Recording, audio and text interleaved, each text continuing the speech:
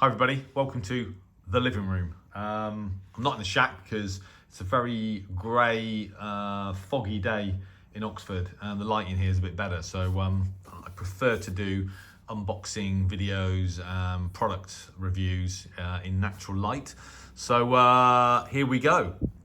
So my old friend, John Hudson, marketing director, and I think one of the founders of SDRplay, contacted me a couple of days ago and asked me if I'd be interested in testing their new networked 14-bit SDR, the nRSP-ST. Of course, I said, yes, that would be great. So he sent me one of these and here it is. So the idea is that you can network this receiver, add it to your home network or wherever really, and then you have access to it at home from another room, another part of the house, or via the internet on the other side of the planet, effectively, which is a great idea. It's wideband 1 kilohertz to 2 gigahertz. What a great idea! So what I thought I'd do is a quick unboxing and a very brief overview of the device itself, as I would normally do. So obviously a much bigger box than your RSP-1A or RSP Duo, etc. So what do we get? Well, the first thing we get that I don't remember having before is a instruction manual, a little booklet, operating instructions. So covering what we got here, the usual sort of warnings, features, specifications. Okay, so general specifications, antenna connection. So 3 antenna ports on this rig. They're all 50 ohm. I think there's 2 SMA that give you 1 kilohertz to 2 gigahertz, and then there's a BNC which I think is 1 kilohertz to 200 megahertz, I think. But it's all in there, and then basically how to operate it via a local area network. High speed options, low speed, SDR Connect. So you can actually operate this rig with the SDR Connect software, or you can operate it in a web browser by connecting into it via its local IP address. And apparently it looks basically identical in a web browser as it does using the actual software, which is great.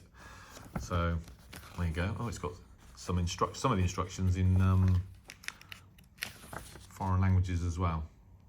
So 0 dB maximum RF input, remember that. So that's the maximum RF signal strength that's allowed into it, 0 dBm.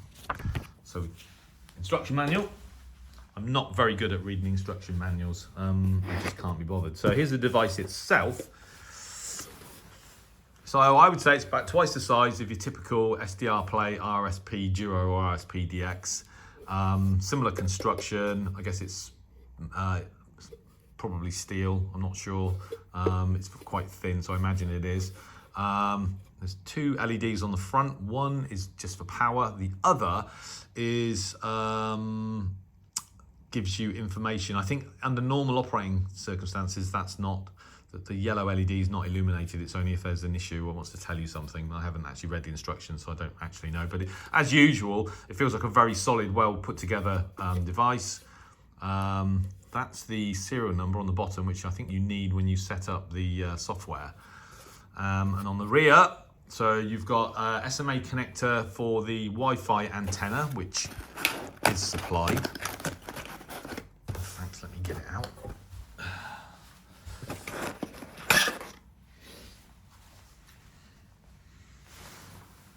There we go. Might as well connect it up now, although you have to set this up using Ethernet, which is a bit of a pain, but not the end of the world. It supports 2.4 and 5 gigahertz Wi-Fi bands, which is good news. There's a USB-C connector for the power. So obviously from your laptop or power, I think the power supply puts out like 5.1 volts or something. Ethernet port, obviously, to connect it into the back of your home Wi-Fi router. USB for obviously connecting it to your computer, and then there's another USB-C connector for connecting sort of a flash drive or to upgrade the firmware, that kind of stuff. There's a reference in which will automatically detect an external reference, 24 megahertz, I think. So that's good news. And then you've got two SMA connectors for 50 ohm, antenna A and antenna B, 1 kilohertz, I think, to 2 gigahertz, and then antenna C is 1 kilohertz to 200 megahertz. So all good. And there's 40 dB isolation between the 3 antenna ports, which is also very good. So that's it. So what's going to happen next is you've got to power it up and connect it via Ethernet to the back of your Wi-Fi router to get it on the network. And then John recommends that the computer that you're using to download the installation software should also be connected to your router via Ethernet.